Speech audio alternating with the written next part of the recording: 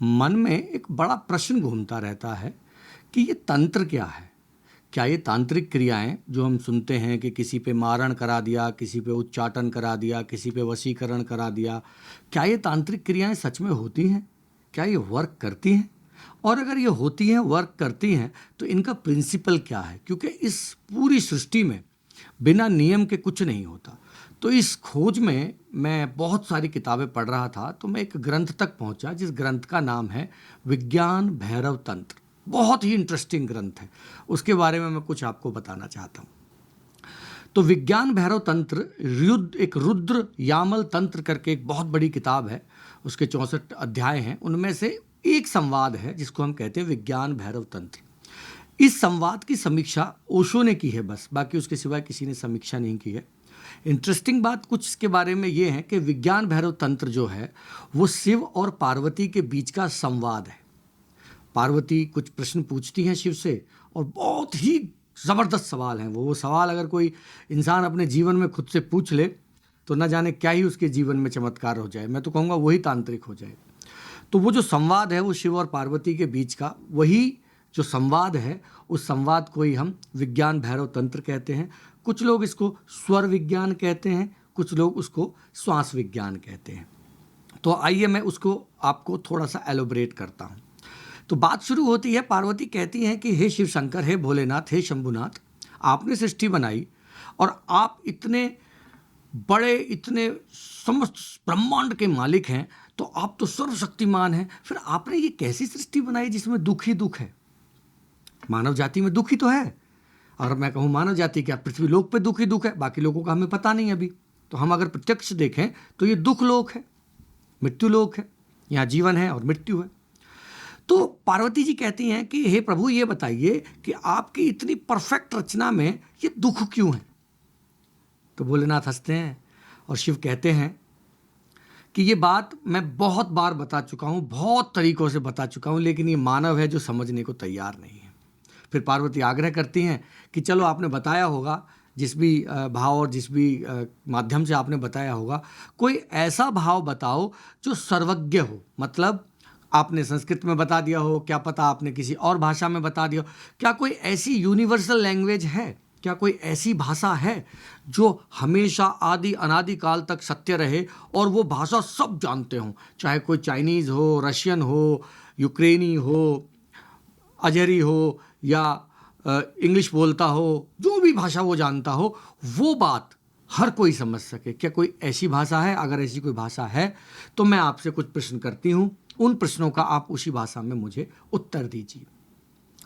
तो शिव तैयार हो जाते हैं और शक्ति जो हैं, शक्ति स्वरूपा माता पार्वती उनसे प्रश्न करती हैं। तो उनके बड़े प्यारे से प्रश्न हैं। वो सबसे पहला प्रश्न वो कहती हैं कि आप कौन हैं, आपका सत्य क्या है? शिव को पूछती हैं पार्वती। दूसरा मेरा प्रश्न है कि ये जो पूरा ब्रह्मांड है, ये ब्रह्मांड या जितने भी असीम अखंड ब्रह्मांड आपने बनाए हैं, इनकी धुरी क्या है? क्योंकि सब घूम रहा है। अगर सब घूम रहा है तो बिना किसी सेंटर के, बिना कीली के तो कुछ नहीं घूम रहा होगा। हम पृथ्वी को कीली माने तो भी गलत है, हम सूर्य को कीली माने तो भी गलत है, हम आकाश गंगा के सेंटर को कीली माने तो भी गलत है, क्योंकि ब्रह्मांड तो व्यापक है, अति व्यापक है।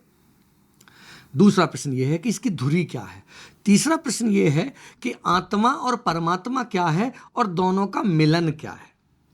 तो ये 3 प्रश्न सुनने के बाद परम शिव बड़े मुस्कुराते हैं और कहते हैं कि पार्वती, मैं आपको इसके 112 सूत्र वापस से कहता हूँ।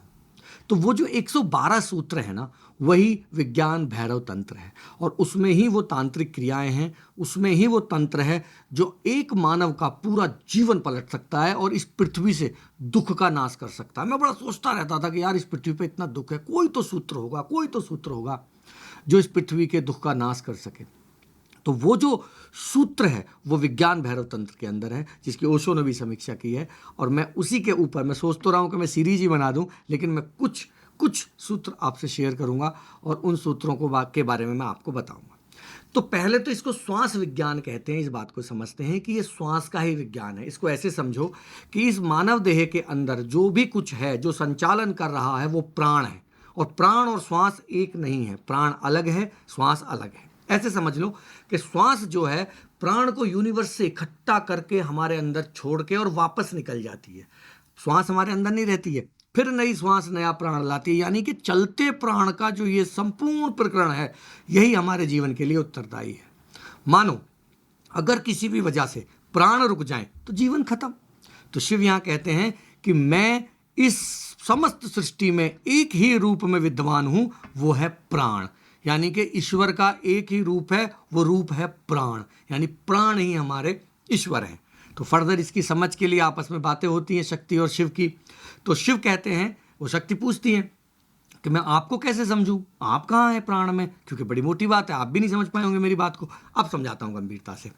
श्वास का आना और श्वास का जाना, इसके बीच में जो नाभि स्थल में श्वास के बीच का विराम है, जो आने वाली श्वास और जाने वाली श्वास के बीच में जो विराम है, जो ठहराव है, वो ही शिव है, वही सत्य है, वही प्राण है। वो ठहराव ही प्राण है। उस ठहराव का अभ्यास ही मेडिटेशन है। उस ठहराव को समझना ही जीवन है। तो पहला सूत्र है कि 2 सांसों के बीच का ठहराव प्राण है और वही ईश्वर रूप है, वही विद्वान है, वही आत्मा है, वही हम हैं। जो वो निकल जाता है जब, जो मैंने पिछले वीडियो में भी कहा था, तो फिर हम शरीर हो जाते हैं।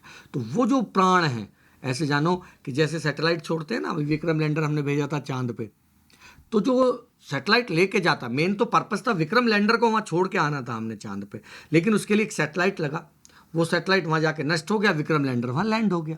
बिल्कुल ऐसे ही वो श्वास जो है वो खाली एक रॉकेट है, लेकिन मेन जो है वो प्राण है, जो वो विक्रम लैंडर है। तो उसकी जो लैंडिंग हमारे नाभि चक्रा पे जाके होती है, वही जीवन का स्रोत है। फिर वो प्राण अगले सूत्र में बताते हैं कि कैसे 72 लाख नाड़ियों में वो, जैसे हमारा खून है ना पूरे शरीर में फैल जाता है, ऐसे ही वो प्राण आते ही, श्वास बाहर निकलने से पहले, श्वास आने के बाद और श्वास बाहर निकलना शुरू ही करती है कि प्राण आजाद होके 72 लाख नाड़ियों में फैल जाता है। वो नाड़ियां जिनके अंदर पूरा प्राण बह रहा है, जो जीवन हमारा जीवन है।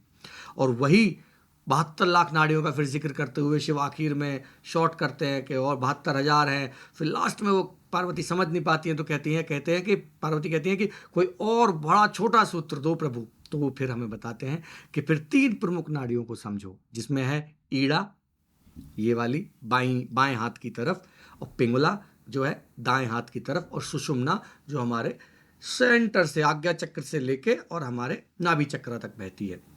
तो इन 3 नाड़ियों की बात करते हैं, जिसमें ईड़ा, पिंगला और सुषुम्ना। ईड़ा एक ठंडी नाड़ी है जो चंद्रमा से चलती है, पिंगला एक गर्म नाड़ी है जो सूर्य से चलती है, और सुषुम्ना दोनों के रस भाव को लिए हुए हमारे अंदर बहती है। तो आप ध्यान से देखना, आपका एक ही नॉस्ट्रल एक समय पे चलता है, या फिर आपका दूसरा नॉस्ट्रल उस समय चलता है। बड़ी रेयर सी स्थिति होती है जब दोनों नॉस्ट्रल चलते हैं। तो फिर इस विज्ञान का आगे विस्तार होता है कि ईड़ा कब चलती है, उस समय आपका भविष्य, आपका समय, आपका वर्तमान, आपका जीवन, आपका मृत्यु, आपका प्राण कहाँ है।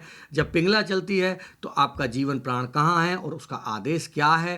फिर जब सुषुम्ना चलती है तो उसका आदेश क्या है। फिर शिव आगे ईड़ा में किए हुए कार्य, पिंगला में किए हुए कार्य और सुषुम्ना में किए जाने वाले कार्य का एक प्रॉपर डाइवर्सिफिकेशन देते हैं और कहते हैं कि इस आदेश के अनुसार जो व्यक्ति कार्य करता है वो कभी परास्त नहीं हो सकता, और ना उसको कोई तंत्र साधना, किसी भी विज्ञान की जरूरत नहीं है। उसका जीवन परम शांति को प्राप्त होता है, और वो मेरे बनाए हुए इस मृत्युलोक को मृत्युलोक नहीं, जीवन लोक जानता है।